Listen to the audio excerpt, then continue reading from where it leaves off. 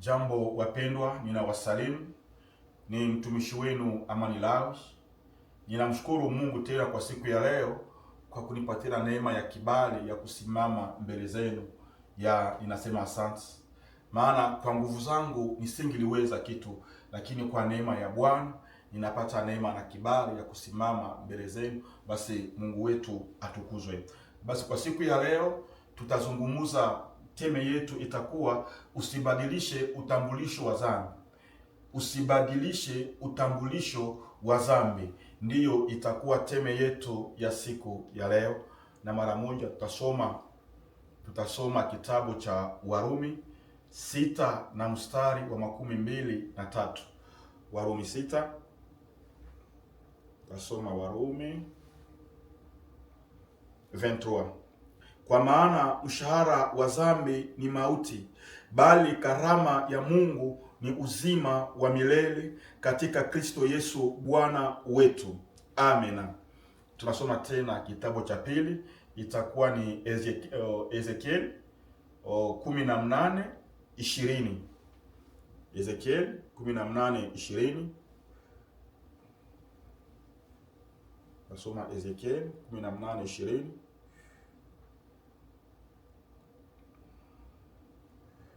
Ezekiel 18:20. Tunasoma Ezekiel 18:20. Tunasoma kwa jina la Yesu Kristo. Inasema hivi: roho itendayo dhambi ndiyo itakayokufa.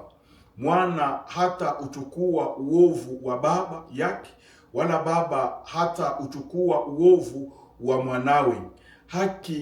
Haki yake mwenye haki itakuwa juu yake, na uovu wake mwenye uovu utakuwa juu yake. Amen. Na Bwana asifiwe sana. Wapendwa, kitu ambacho nitakizungumza leo, tusione ya kwamba dhambi ni kitu kidogo sana. Amen. Tusione kwamba dhambi ni kitu kidogo sana. Mungu ametufungulia, ametuonesha ya kwamba tunapotenda dhambi kuna mshahara ambao tutaupata. Mshahara unakuja kwa kazi ambayo unaifanya, na tunapotenda kazi kutakuwa na mshahara wetu. Mshahara wetu itakuwa ni mauti. Na katika tena agano la kale linasema ya kwamba kila roho ambayo itendayo dhambi na kufa itakufa. Hakuna ingine mshahara ambao tutapata katika dhambi kama siyo mauti. Amen. Na hii maneno haikuandikwa, Mungu hakuandika hii maneno kwa sababu alete uoga ndani ya mwanadamu. Hapana. Hii maneno Mungu hakuiandika kwa sababu alete uoga katika maisha ya mwanadamu. Hapana. Lakini ndivyo ilivyo, ndivyo uhalisia wa dhambi, ndiyo utendaji wa dhambi. Tunapotenda dhambi hakuna mshahara ingine ambao tutapata kinyume na kifo. Amen. Maana Bwana hana sababu ya kumutisha mwanadamu. Mungu hana sababu ya kututisha ili tuokoke. Mungu hana sababu ya kututisha. Amen. Maana anayetisha ni Shetani. Shetani ndiye anatutisha ili tumfuate. Shetani ndiye anatuogopesha ili tumfuate. Lakini Bwana hatutishi. Kila kitu Mungu anakitia wazi ili moyo wako uchague kwenye uhuru wako mwenyewe. Ndio maana akaiweka dhambi wazi, matumizi ya dhambi akaitia wazi, ili kesho tusiseme ya kwamba tulikuwa hatujui. Amen. ili kesho tusilie ya kwamba hatukujua ya kwamba tunapotenda dhambi mshahara wake ni mauti, maana hukumu yake itakuwa ni ya haki na ni ya kweli. Amen. Ndipo sasa shetani alipoangalia madhara ambayo dhambi inaleta, shetani alipoangalia makali ya dhambi, shetani alipoangalia madhara makubwa ambayo dhambi inaleta kwa mwanadamu, akasema ya kwamba dhambi ikienda na utambulisho wake halisi, mwanadamu atasikia woga wa kutenda dhambi. Amen. Shetani akaona ya kwamba dhambi ikikuja kwa mwanadamu katika uhalisia wake halisi, katika utambulisho wake halisi, mwanadamu atasikia uoga wa kutenda dhambi. Maana Mungu ameandika kwenye utambulisho wa dhambi, pale kwenye etikete ya dhambi, Mungu akaandika hivi: dhambi mshahara wa dhambi ni mauti. Tena Mungu akaandika hivi: kila roho ambayo inatenda dhambi itakufa. Tena akaandika kila ambaye anatenda dhambi ataenda motoni. Amen. Hiyo ndiyo utambulisho wa dhambi na ndiyo madhara ya dhambi. Sasa shetani akaona ya kwamba dhambi ikikuya na hiyo utambulisho, mwanadamu atasikia uoga, maana ataona ya kwamba dhambi iko na madhara makubwa sana. Amen. Ndipo sasa shetani akabadilisha utambulisho wa dhambi. Amen. Ndipo sasa shetani akaandika ingine utambulisho, akabandika pale kuzambi, ili dhambi ionekane kuwa na ingine utambulisho tofauti na utambulisho ambao Mungu ameweka kwa sababu ya dhambi. Shetani akabadilisha utambulisho wa dhambi, akabadilisha ile etiketi ya dhambi, akaandika maneno mengine tofauti. Amen. Na dhambi unapobadilisha utambulisho wa dhambi, unafanya dhambi iwe na sumu zaidi. Unapobadilisha utambulisho wa dhambi, unafanya dhambi iwe na sumu zaidi na ipate kuua zaidi. Amen. Nitaleta mfano ili nieleweshe vizuri pale kwa kubadilisha utambulisho. Naleta mfano wa zina, watu ambao wanatenda zina. Kwenye utambulisho wa zina, kwenye utambulisho wa dhambi ya zina, Mungu ameandika hivi. Mungu ameandika kila ambaye anatenda zina mwisho wake ni mauti. Tena akaandika kila ambaye anatenda zina mwisho wake ni magonjwa isiyopona. Kila ambaye anatenda zina mwisho wake ni kushikwa ukoni. Kila ambaye anatenda zina mwisho wake ni machozi. Amen. Ukiangalia utambulisho wa zina haupendezi na unatisha. Amen. Sasa zina ikikuya na huo utambulisho, hakuna mwanadamu ambaye atasogelea zina, kwa sababu anaposoma utambulisho wa zina unamutisha zaidi na unaonekana ya kwamba hauna maana na hauna faida katika maisha yake. Amen. Ndiyo utambulisho wa dhambi ya zina ambao Bwana ameweka kwa sababu ya zina. Akaonesha madhara ambayo wewe utapata unapotenda kitendo cha zina. Sasa shetani akaona ya kwamba zinaa ikienda na utambulisho wake halisi, hakuna mwanadamu ambaye atatenda zinaa. Sasa akabadilisha utambulisho wa zinaa ili zinaa ipate nafasi katika maisha ya Wakristo, ili zinaa ipate nafasi katika maisha ya wanadamu. Akabadilisha utambulisho wa zinaa. Shetani sasa akaandika hivi kwa sababu ya zinaa. Shetani akaandika, unapotenda hiki kitendo wewe utapata furaha.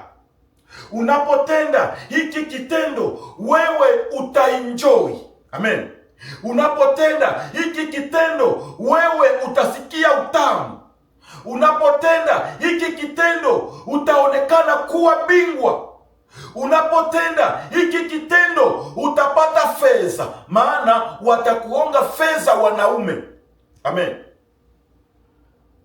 Shetani akabadilisha utambulisho wa dhambi ya zinaa, akaleta ungine utambulisho. Sasa mwanadamu anaposoma utambulisho ambao shetani ameweka kwa sababu ya zinaa, unamvutia mwanadamu. Amen. Amen. Unamvutia mwanadamu anaposikia kwamba akitenda zinaa hata enjoy, hata furahi, hatapata pesa, hatakuwa ndio bingwa, anafurahi. Yaani anabadilisha utambulisho kwa mafaa yako, ili wewe upate faida, ili wewe uone ya kwamba utapata faida ukitenda kile kitendo. Bwana tuhurumie sana. Amen. Maana lengo lake anabadilisha utambulisho ili ayapunguze makali ya dhambi. Lengo la shetani la kubadilisha utambulisho wa dhambi ni ili apunguze yale makali ya dhambi. Dhambi tena isionekane ya kwamba iko na makali makubwa na iko na madhara makubwa. Sasa anapokuonesha ya kwamba ukitenda zina utaenjoy, utafurahi, utapata pesa, utakuwa mwepesi, hautaumwa tena. Yaani anakuletea utambulisho ambao utapendeza kwenye masikio yako, utapendeza kwenye macho yako. Amen. Sasa unapotenda, sasa wewe utatenda sasa zinaa ya kwamba siyo dhambi. Utaitenda kwa utambulisho wa shetani. Na unapotenda kwa utambulisho wa shetani, lakini ayo inapoingia ndani mwako, inaingia kama dhambi ya zinaa. Wewe unatenda, unajua ya kwamba utapata furaha, utaenjoy, utapata pesa, lakini inapoingia ndani mwako, inaingia kwa jina lake halisi, kwa jina la dhambi ya zinaa, ndiyo inaingia ndani mwako. Nikasema ya kwamba unapobadilisha jina, unafanya hiyo dhambi iwe na sumu zaidi na ipate kuua zaidi. Maana sasa wewe utaitenda mara kwa mara, kwa sababu hauichukui tena kama ni dhambi, lakini kama ni kitu ambacho kitaleta furaha katika maisha yako. Amen. Bwana tuhurumie sana. Tusibadilishe utambulisho wa dhambi, maana hakuna ingine jina halisi tunaweza tukaita dhambi. Shetani anatafuta gisi ambavyo ataleta dhambi katika maisha ya wanadamu. Aliona dhambi ikibakia na jina ya dhambi iko na madhara makubwa, na mwanadamu atakimbia yale madhara na hakuna ambaye atatenda dhambi. Sasa akageuza utambulisho wa dhambi. Bwana tuhurumie sana. Na yale majina ambayo shetani ameyaleta kweli imepata kibali katika maisha ya wanadamu, hata kanisani yale majina inasemewa kama ni jambo la kawaida. Amen. hata kanisani yale majina inasemewa kama ni jambo la kawaida. Shetani akasema ya kwamba unapotenda dhambi, haiko tena dhambi, jua ya kwamba ile iko weakness. Unapotenda ni madhaifu yako manaki. Unapotenda sema ya kwamba ni mistake. Unapotenda sema ya kwamba iko tu error. Amen. Unapotenda dhambi maana yake ni madhaifu yako. Ni madhaifu. Kwa nini madhaifu? Amen. Shetani anakuambia kwamba wewe, maana kuna watu ambao utajisikia wanasema mpaka wazi, wanakuambia ya kwamba mimi madhaifu yangu, madhaifu ambayo ninayo ni kutenda zina, wala ni kukunywa pombe. Na anasema hata Mungu anajua kama hayo ndiyo madhaifu yangu. Amen. Shetani anatamani useme ya kwamba ni madhaifu, lakini usiseme ya kwamba ni dhambi. Maana ile dhambi ukiita ni madhaifu katika maisha yako, utaona ya kwamba ni jambo la kawaida ambalo wewe unalitenda, ni jambo ambalo mwili imeshindwa kudhibiti. Amen. Na utasema ya kwamba kila mtu iko na madhaifu yake. Utasema ya kwamba kila mwanadamu iko na madhaifu yake, ndivyo ambavyo wewe utakavyotenda ili uteteye kile kitu ambacho unachokiita madhaifu. Na ile dhambi ukiita madhaifu, sasa kwako itakuwa ni jambo la kawaida. Itakuwa ni jambo ambalo utalifanya mara kwa mara. Amen. Tena utalifanya bila majuto, maana akilini mwako unajua kwamba hii ni madhaifu na siwezi nikaepuka haya madhaifu, kwa sababu sote tuna madhaifu. Ndivyo ambavyo utaweka akilini mwako ya kwamba kila mwanadamu ana madhaifu, na mimi hii ambayo ninayo ndiyo madhaifu yangu. Sasa utaitenda ile dhambi mara kwa mara. Sasa wewe unaitenda kwa jina nyingine, kwa jina ya udhaifu wa mwili wako. Na unapoitenda mara kwa mara, haitakufanya tena ujute. Hautajuta kwa kitu ambacho unakitenda, kwa sababu ni kawaida katika maisha yako. Amen. Kitu ambacho kinakufanya ujute kwa kitendo ambacho umekitenda ni dhambi peke yake. Amen. Ni dhambi ndiyo itakufanya ujute kwa kitendo ambacho umekitenda. Sasa kama umetenda na ni madhaifu, hautakuwa na nafasi ya kujuta, hautajutia. Utajikutana mara kwa mara huko unatenda, inakuwa ni kama gisi maisha ya kawaida kwako. Ndio maana unapobadilisha jina ya dhambi, unaifanya iwe na nguvu zaidi, unaifanya iwe na sumu zaidi. Maana mara kwa mara utaitumia bila kujua, itakuangamiza ndani pole pole. Amen. Itakuangamiza pole pole, maana unatenda kitu ambacho umekibadilisha jina. Lakini ukitenda usharati na ukijua ya kwamba kitu ambacho nimekitenda ni dhambi, utajuta ndani mwako. Amen. Unapojuta ndani mwako, ndipo sasa pale vile utaelekea kwenye msamaha wa dhambi. Lakini tunasema hapana, hii ndio udhaifu wangu. Mie kukunywa pombe ndio udhaifu wangu. Mie kutetana ndio udhaifu wangu. Mie kuiba ndio udhaifu wangu.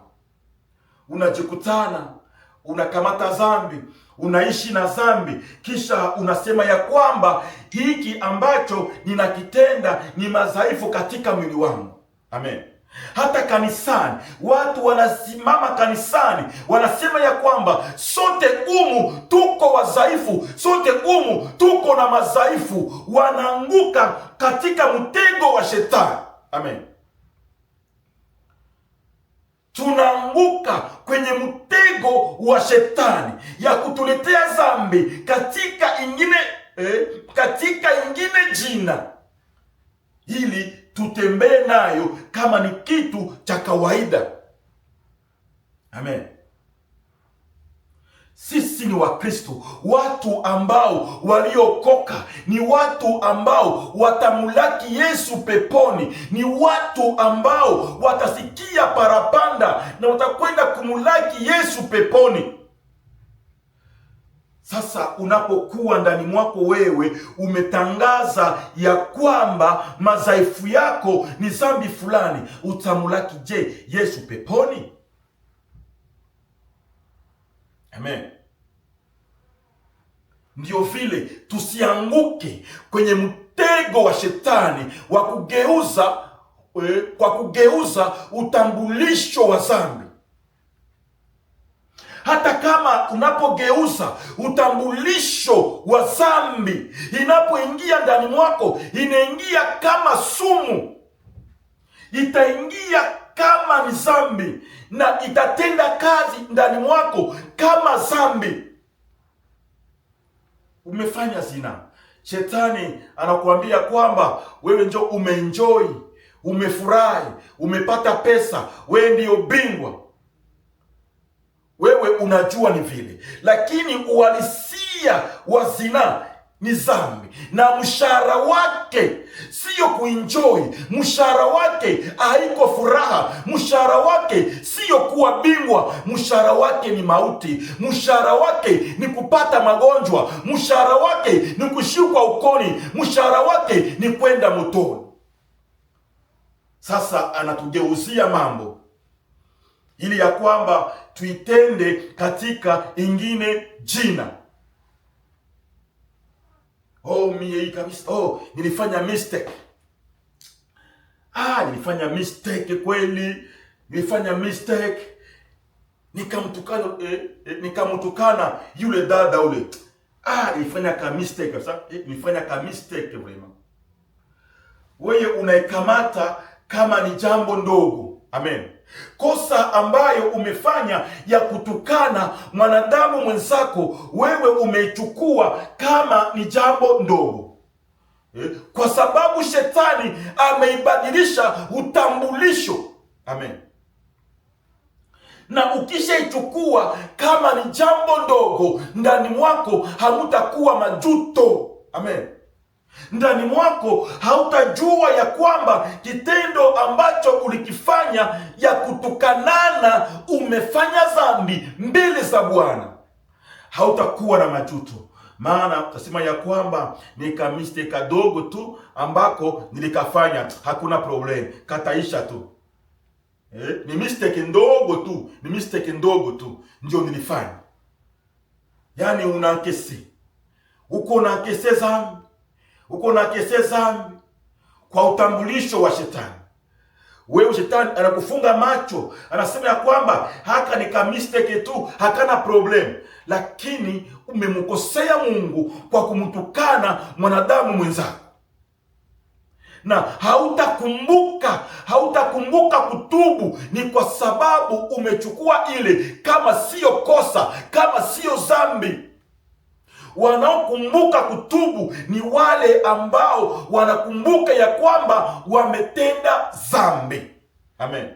Maana unapotenda dhambi pale, manaki umemkosea njoo Mungu wako wa mbinguni. Ndio wale ambao wanakumbuka kutubu. Bwana tusaidie sana. Weakness. Mistake. Ile kidogo tu nilifanya, ikosta ya kidogo tu. No. Ndio maana Bwana akafanya dhambi iwe wazi. Akatangaza dhambi iwe wazi, ya kwamba kila roho ambayo inayotenda dhambi mwisho wake ni mauti. Kila mshahara wa dhambi ni mauti. Unapofanya kazi ya dhambi, ndiyo kuna mshahara, lakini mshahara wake ni mauti, na kila umoja wake atapeleka ambacho kinamfaa katika maisha yake. Bwana tusaidie sana, tusibadilishe utambulisho wa dhambi. Maana shetani anapobadilisha utambulisho wa dhambi ni ili dhambi ipate kibali katika maisha ya wanadamu. Ndiyo lengo la shetani, yaani dhambi itendeke kwenye maisha ya wanadamu. Wanadamu waipokee kama sio tena dhambi, lakini waipokee katika ingine jina. Mtu anakunywa pombe, atakwambia kwamba kweli pombe ndio inaleta furaha. Pombe ndio ambayo inaipatia furaha. Nikikunywa pombe nina enjoy sana. Nikikunywa pombe najisikia furaha sana. Nikikunywa pombe natoka aibu usoni. Amen. Yaani shetani anabadilisha utambulisho wa pombe, kisha anakutangazia sifa ingine ya pombe. Sasa wewe ukiona pombe katika hii sifa ya shetani, hapo utangamia benda kila maara. Utatenda mara kwa mara na hautajuta kwa kitendo ambacho unakitenda. Maana utasema ya kwamba mimi ninavaa mwili, na mwili wangu hauwezi ukadhibiti haya madhaifu. Kama ni zina, kama ni pombe, kama ni mwizi, kama ni uchawi, utasema ya kwamba nimejaribu kuacha, lakini nimeshindwa kuacha kwa sababu ni madhaifu katika mwili wangu. Amen. Shetani anabadilisha jina ili ipate nafasi ndani mwako, ili sasa utende mara kwa mara, utende bila boga, utende bila mashaka. Ndiyo lengo la shetani, ndiyo lengo la shetani. Usitende dhambi katika ingine jina, hapana. Kama kuna kitu ambacho umekitenda, usikiite ni madhaifu, usikiite ni mistake, usikiite ni error. Bado ni ndefu sana. Shetani anatuwinda usiku na mchana. Shetani ana maneno ambayo anaweka ndani mwetu ili tutende dhambi bila kujua. Lakini tuko na Roho Mtakatifu ambaye anatuongoza mara kwa mara ya kwamba hii ni dhambi, hii sio dhambi. Amen. Usiangalie kitu tu ambacho kinangaa mbele yako. Labda kinangaa ili kikuvutie, kinangaa ili kikuvutie, kikupeleke katika moto. Lakini angalia ambacho Mungu anatamani wewe utende. Ninashukuru sana wapendwa, nitawakumbusha tusiseme ya kwamba tutatubu kesho. Hapana, hiyo ni msemo ya shetani. Nitatubu kesho, ningaliki na nafasi. Hapana, ni nafasi yetu ya kumsogelea Kristo. Mambo ambayo unafanya haina faida katika maisha yako. Kama ni zina, umefaidika nini katika zina?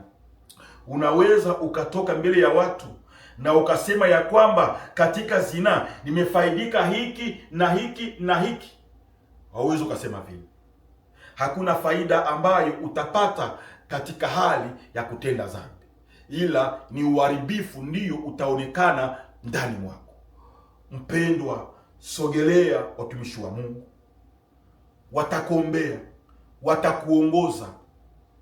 Sogelea kanisa ya Kipentekoste ambayo iko karibu yako, uwasogelee, watakuelekeza na watakuombea, na Mungu atakusamehe na atakushika mkono. Na Bwana atubariki. Amen.